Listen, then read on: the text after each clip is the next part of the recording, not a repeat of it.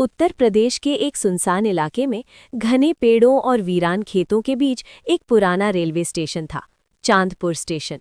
आज वहां सिर्फ टूटे हुए बोर्ड, जंग लगी पटरियां और खामोश हवा थी। लेकिन एक समय था जब यहां यात्रियों की भीड़ लगी रहती थी। चाय वालों की आवाजें, बच्चों की खिलखिलाहट और ट्रेनों की सीटी से ये जगह गूंजती रहती थी। फिर एक रात सब कुछ बदल गया। करीब 25 साल पहले की बात है। सावन का महीना था। रात के करीब 12 बजे मूसलाधार बारिश हो रही थी। बिजली कड़क रही थी और आसमान मानो फट पड़ा हो। उसी रात पूर्वा एक्सप्रेस चांदपुर स्टेशन से गुजरने वाली थी। Station master Hari Narayan duty पर था। उसने देखा कि बारिश की वजह से सिग्नल सिस्टम गड़बड़ा रहा है। उसने कंट्रोल रूम में फ़ोन करने की कोशिश की, लेकिन लाइन बार बार कट रही थी। उधर तेज रफ्तार से आती ट्रेन को खतरे का अंदेशा नहीं था। अचानक जोरदार धमाका हुआ। पटरियां पानी में धंस चुकी थीं। ट्रेन पटरी से उतर गई। चीख, पुकार, आग की लपटें, टूटते डिब्बे, हर तरफ हाहाकार मच गया। कई लोग मारे गए, कुछ की लाशें कभी नहीं मिली। उस हादसे के बाद चांदपुर स्टेशन बंद कर दिया गया। डर की कहानियां। गांव के लोग कहते थे कि आधी रात को वहां से ट्रेन की सीटी सुनाई देती है। कभी कभी प्लेटफॉर्म पर एक छोटी लड़की सफ़ेद कपड़ों में दिखाई देती है, जो किसी को ढूंढती रहती है। कई लोगों ने दावा किया कि उन्होंने एक बूढ़े स्टेशन मास्टर को लालटेन लेकर प्लेटफॉर्म पर घूमते देखा है। लोगों ने उस रास्ते से गुजरना छोड़ दिया। गांव में रहने वाला 20 साल का अर्जुन इन बातों पर विश्वास नहीं करता था। वो शहर में पढ़ाई करता था और छुट्टियों में गांव आया था। एक शाम चाय की दुकान पर उसने बुजुर्गों को फिर वही कहानी दोहराते सुना। अर्जुन हंसते हुए बोला, ये सब अंधविश्वास है, मैं आज रात खुद जाकर देखूंगा। बुजुर्गों ने मना किया।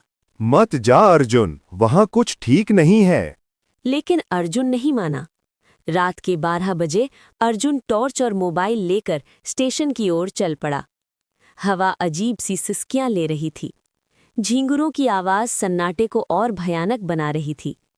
जैसे ही वो स्टेशन के पास पहुंचा, अचानक ठंडी हवा का झोंका आया। उसकी टॉर्च की रोशनी कम हो गई। प्लेटफॉर्म पर कदम रखते ही उसे लगा जैसे कोई उसे देख रहा हो। तभी दूर से ट्रेन की सीटी सुनाई दी। अर्जुन चौंका। ये कैसे हो सकता है? यहां तो कोई ट्रेन नहीं चलती। आवाज पास आती गई। पटरी कांपने लगी। उसके सामने से धुंध में लिपटी एक ट्रेन गुजरी। डिब्बों की खिड़कियों में धुंधले चेहरे दिखाई दे रहे थे। अर्जुन के शरीर में सिहरन दौड़ गई। अचानक प्लेटफॉर्म के कोने में एक बूढ़ा आदमी दिखाई दिया, हाथ में लालटेन, चेहरे पर उदासी। तुम यहाँ क्यों आए हो? उसने धीमी आवाज में पूछा। अर्जुन ने हिम्मत जुटाकर कहा, मैं जानना चाहता हूँ कि यहाँ क्या सच है। बूढ़ा बोला, सच बहुत दर्दनाक है। उस रात मैं स्टेशन मास्टर था। अगर मैं सिग्नल ठीक कर पाता तो इतने लोग नहीं मरते। अर्जुन समझ गया, ये वही हरि नारायण था। आप अभी भी यहाँ क्यों हैं? अर्जुन ने पूछा। बूढ़े की आंखों में आंसू आ गए। क्योंकि हम सबको शांति नहीं मिली। अचानक अर्जुन के सामने वही दुर्घटना का दृश्य उभर आया। तेज बारिश, चीखते लोग, आग की लपटें। एक छोटी लड़की अंदर में फंसी थी। वो रो रही थी, माँ, मुझे बचाओ। अर्जुन ने दौड़ने की कोशिश की, लेकिन वो सिर्फ दर्शक था। लड़की ने उसकी ओर देखा और कहा, हमें याद करो, हमें भूलो मत। अर्जुन की आंखों से आंसू बहने लगे। अगली सुबह अर्जुन ने गांव वालों को सब बताया। पहले तो किसी ने विश्वास नहीं किया, लेकिन उसकी आंखों में डर देखकर सब गंभीर हो गए। गांव के पंडित, कुछ बुजुर्ग और अर्जुन मिलकर स्टेशन पहुंचे। उन्होंने वहां पूजा और हवन किया। दुर्घटना में मारे गए लोगों के नाम लेकर प्रार्थना की। अचानक तेज हवा चली। लालटेन की लौ खुद ब खुद जल उठी। फिर एक पल के लिए सब शांत हो गया। अर्जुन ने देखा, प्लेटफॉर्म पर वही छोटी लड़की मुस्कुरा रही थी। उसके साथ कई और आत्माएं खड़ी थीं। धीरे धीरे वे सब धुंध में विलीन हो गईं।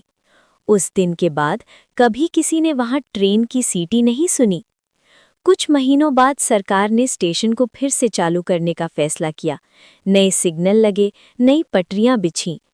चांदपुर स्टेशन में फिर से जिंदगी लौट आई। लेकिन अर्जुन जब भी वहां जाता, उसे लगता जैसे कोई अदृश्य निगाहें उसे आशीर्वाद दे रही हों। कहते हैं कभी कभी आधी रात को हल्की सी रोशनी प्लेटफॉर्म पर टिमटिमाती दिखती है, मानो हरिनारायण की लालटेन अब भी पहरा दे रही हो।